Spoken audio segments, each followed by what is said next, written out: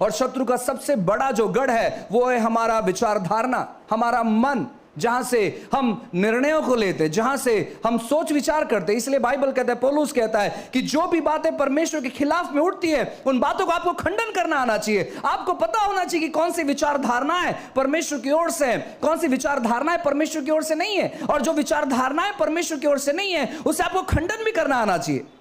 खाली जो बात सही है और जो बात गलत है उतना पता होना काफी नहीं है। आपको मालूम होना चाहिए कि कौन सी सही बातों के ऊपर आप चर्चा करें, कौन सी सही बातों के ऊपर आप विचारधारणा करें, और कौन सी बातें जो परमेश्वर के विरोध में उठ रही है उन बातों को खंडन कैसे करें। लोग अक्सर इन बातों पर काम नहीं करते और इसीलिए वो बहुत एक बार अपने जीवन में हार को महसूस करते हैं। लोग अपनी सफलता को नापते हैं अपने पैसों को लेकर, अपनी सफलता को नापते हैं अपने औहदे को लेकर, अपनी सफलता को नापते हैं जो संसारिक चीज़ें उन्हें दिखाई देती है उन चीज़ों को लेकर। आपको मैं कहना चाहता हूं, आपकी सफलता आप कभी नहीं नाप सकते हैं आपके पास कौन सी चीज़ें हैं उन चीज़ों को देखते हुए।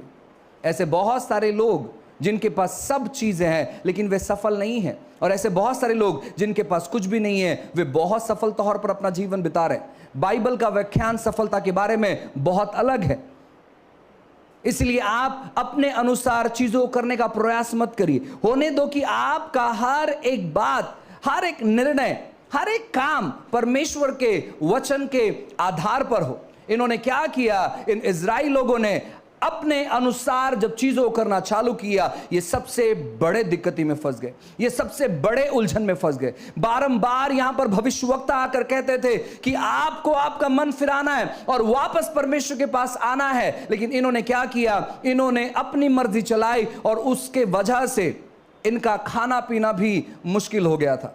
एक साधारण, एक सामान्य व्यक्ति वहां पर आया और परमेश्वर ने उस व्यक्ति से वार्तालाप करना चालू किया। परमेश्वर ने उस व्यक्ति पर अपने कृपा दृष्टि की और उसको कहा कि तू शूरवीर सुरमा है।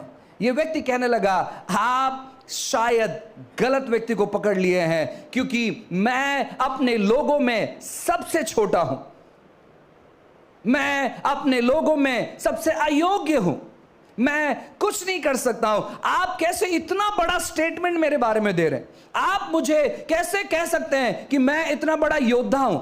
आप मुझे कैसे कह सकते हैं कि मैं शूरवीर हूं? आप कैसे ये कह सकते हैं कि परमेश्वर ने मुझे चुना है इजराइल के लोगों को बंधुआई से बाहर निकालने के लिए? और ये तरह तरह की बातें, तरह तरह की चीजें ये क्या करता है, ये परमेश्वर के सामने रखना चालू करता है। और उसमें से एक बात मैं आपके साथ आज बांटना चाहता हूं। मेरे साथ निकालिए न्याय की किताब अध्याय 6 और वचन 36 से मैं आपके लिए पढ़ता हूं, आप ध्यानपूर्वक सुने। न्याय की किताब अध्याय 6 वचन 36 से आगे ऐसे लिखा है, तब गिदोन ने परमेश्वर से कहा, यदि तू अपने वचन के अनुसार इज़राइल को मेरे द्वारा छुड़ाएगा तो सुन, मैं एक भेड़े के ऊन खलियान में रखूंगा, और यदि ओस केवल उस ऊन पर पड़े और उसे छोड़ सारी भूमि सूखी रह जाए, तो मैं जान लूंगा कि तू अपने वचन के अनुसार इज़राइल को मेरे द्वारे छुड़ाएगा। वचन 38, और ऐसा ही हुआ। इसलिए जब उसने सवेरे उठकर उस ऊन को दबाकर उसमें से ओस निचोड़ा, तब एक कटोरा भर गया। अब ये क्या करने लगा गिदोन? ये परमेश्वर के परीक्षा लेने लगा, परमेश्वर से वार्तालाप करने लगा, प्रभु से बातें करने लगा और परमेश्वर से कहने लगा कि अगर सच में आप मेरे बारे में अगर इतना बड़ा विचार कर रहे हैं तो मैं चाहता हूं कि आप मुझे कुछ चिन्ह दें।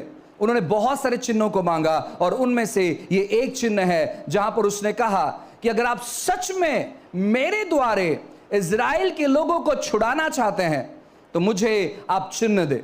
क्या चिन्ह दे? कि मैं क्या करूंगा, मैं भेड़ के बाल को मैदान में रात के समय में लाके रखूंगा, और आप चिन्ह क्या दोगे कि पूरे अड़ोस पड़ोस के भूमि पर थोड़ा सा भी ओस नहीं गिरेगा। वो पूरा ओस केवल उस भेड़ के जो बाल है उस पर आएगा, तो मैं जानूंगा कि आपका वचन आप मेरे द्वारे पूरा करना चाहते हैं और आप इज़राइल के लोगों को छुड़ाना चाहते हैं। ये व्यक्ति ने वैसे ही किया और जाकर सो गया, और जब सुबह उठता है तो वो देखता है कि पूरा जमीन सूखा हुआ है, और जो बाल उसने रखे हुए थे, वो जो ऊन उसने रखा हुआ था, उस ऊन में, उस बाल में पूरा ओस भरा हुआ है। और जब उस बाल को वो निचोड़ता है, उस ऊन को वो निचोड़ता है, तो बाइबल कहता है कि एक कटोरा भर ओस वो जमा करता है। और आपको मालूम है, आप ओस जमा नहीं कर सकते। आप प्रयास करके देखिए, आप ओस नहीं जमा कर सकते। आप ओस महसूस कर सकते हैं, लेकिन आप ओस जमा नहीं कर सकते। उसको बहुत बड़ा तरकीब लगेगा, लेकिन परमेश्वर ने क्या किया? परमेश्वर ने उसके कहने के अनुसार उसको चिन्ह बताया। जैसे ही वो कटोरा भर जाता है, देखो उसके आगे क्या लिखा है, वचन 39। फिर गिदोन ने परमेश्वर से कहा, यदि मैं एक बार फिर कहूं तो तेरा क्रोध मुझ पर ना भड़के। मैं इस ऊन से एक बार और भी तेरी परीक्षा करूं, अर्थात केवल ऊन ही सूखा रहे और सारी भूमि पर ओस पड़े। उस रात को परमेश्वर ने ऐसा ही किया, अर्थात केवल ऊन ही सूखा रह गया और सारी भूमि पर ओस पड़ा। जैसी उसने उस कटोरे को हाथ में लिया और उसने देखा एक कटोरा भर गया है, वो वापस कहता कि परमेश्वर, मैं और एक बार एक चिन्ह मांगना चाहता हूं, और जब मैं इस बार चिन्ह मांग रहा हूं, आपका क्रोध मुझ पर नहीं भड़के। हालांकि ये शब्द वो बार बार कहता है। जब आप 6वें अध्याय को पढ़ेंगे, आप देखेंगे कि बार बार कहते कि प्रभु आपका क्रोध मुझ पर नहीं भड़के, आपका क्रोध मुझ पर नहीं भड़के। और फिर ये कहता है, अब इस बार मैं देखना चाहता हूं कि केवल ऊन सूखा रहे, लेकिन बाकी जो भूमि है वो सारी भूमि ओस से भीगी रहे। और जब वो सुबह उठता है, वो देखता है कि भूमि भीगी हुई है, और जो ऊन उसने रखा था, वो बाल भेड़ के, वो सूखा हुआ है। काफी बार हम चीजों को समझ नहीं पाते हैं और उसी की वजह से हम बहुत सारी दिक्कतियों में पड़ जाते हैं। यीशु मसीह जब इस पृथ्वी पर आए थे, लिखा गया है कि वो पूरा अनुग्रह से परिपूर्ण थे। पूरा दुनिया सूखा पड़ा था। जब वो नीचे आए तो वो परमेश्वर के अनुग्रह को साथ में लेकर आए। उनके पास हर एक सर्वोत्तम बातें थी, और उनमें से एक भी बातें दुनिया के लोगों के पास या दुनिया में नहीं थी। वो पूरा दुनिया बंजर पड़ा हुआ था। जब यीशु मसीह क्रूस पर गए, वहां पर वो पूरी तौर पर बंजर पड़े थे, और उन्होंने क्या किया?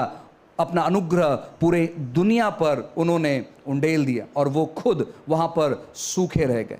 आज परमेश्वर का अनुग्रह हमारे जीवन पर इतना है कि हम अगर उन चीजों को अनुभव करना चालू करेंगे तो हम पूरे दुनिया के हर एक लोगों को आशीषित कर सकते हैं। परमेश्वर हमारे जीवन पर अनुग्रह करता है, और उसके ऊपर कई ज्यादा अनुग्रह बरसाता है। मेरे साथ कहे, अनुग्रह पर अनुग्रह, उसके ऊपर और ज्यादा अनुग्रह। ये परमेश्वर है जो अनुग्रह पर अनुग्रह करते हैं, और उसके ऊपर वो और ज्यादा अनुग्रह बरसाते हैं, ताकि जो बातें उन्होंने इस पृथ्वी पर आपके लेकर आया, आप उन बातों को अनुभव कर पाए। आप बंजर जमीन नहीं है, आप पहले बंजर जमीन हुआ करते थे, और वो सारा ओस जो अनुग्रह को दर्शाता है वो केवल यीशु मसीह के पास था। लेकिन उन्होंने क्या किया? उन्होंने अपने आप को पूरी तौर पर शून्य कर दिया। उन्होंने अपने आप को क्रूस पर चढ़ाने के द्वारा उन्होंने अपने आप को पूरी तौर पर सुखा दिया, और उन्होंने कहा अब जमीन जो है ओस से भीगी रहेगी। आपके ऊपर परमेश्वर ने अनुग्रह किया है, और उसका आपको इस्तेमाल करना चाहिए।